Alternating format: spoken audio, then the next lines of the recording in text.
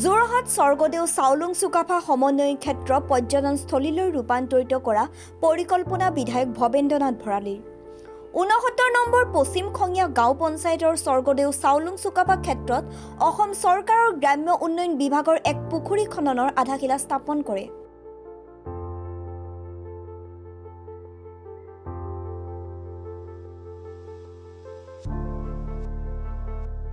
দেৰগাঁও সমষ্টিৰ বিধায়ক ভৱেন্দ্ৰনাথ ভৰালীৰ লগতে পঞ্চায়ত সভানেত্ৰী চৰকাৰী বিষয়াসকলৰ উপস্থিতিত বিধায়কগৰাকীয়ে এক বৃহৎ এমৰেগা আঁচনি শুভাৰম্ভ কৰে।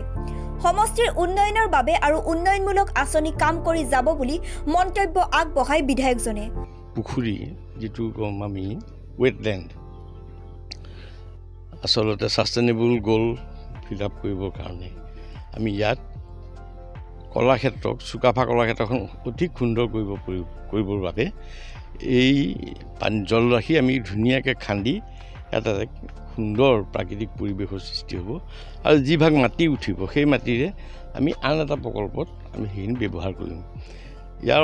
ইয়াৰ কাৰণটো হ'ল যে চুকাফা সমন্বয় ক্ষেত্ৰক আমি এটা সুন্দৰ পৰিৱেশ এটা তৈয়াৰ কৰিব খুজিছোঁ, য'ত নেকি আমাৰ জল ৰাশিক আমি সুন্দৰভাৱে আমি ব্যৱহাৰ কৰিব পৰাকৈ কোনো ধৰণৰ প্ৰাকৃতিক ক্ষয় নোহোৱাকৈ আমি ইয়াত জলৰাশিৰ ব্যৱস্থা কৰিব লাগিব। আৰু সেইকাৰণেই ই সৌন্দৰ্যও বৃদ্ধি কৰিব আৰু আমাৰ প্ৰকৃতিৰ যিটো সুৰক্ষা সেই সুৰক্ষাও ইয়াত থাকিব।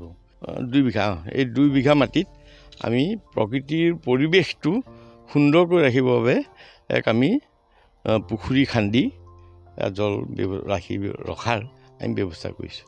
সমষ্টিৰ অন্তৰ্গত হোৱা পথ মেৰামতি বিসংগতিসমূহৰ লগতে বিভিন্ন সমস্যাসমূহ বিভাগীয় বিষয়াসকলৰ যোগেদি সমাধানৰ প্ৰতিশ্ৰুতি দিয়ে।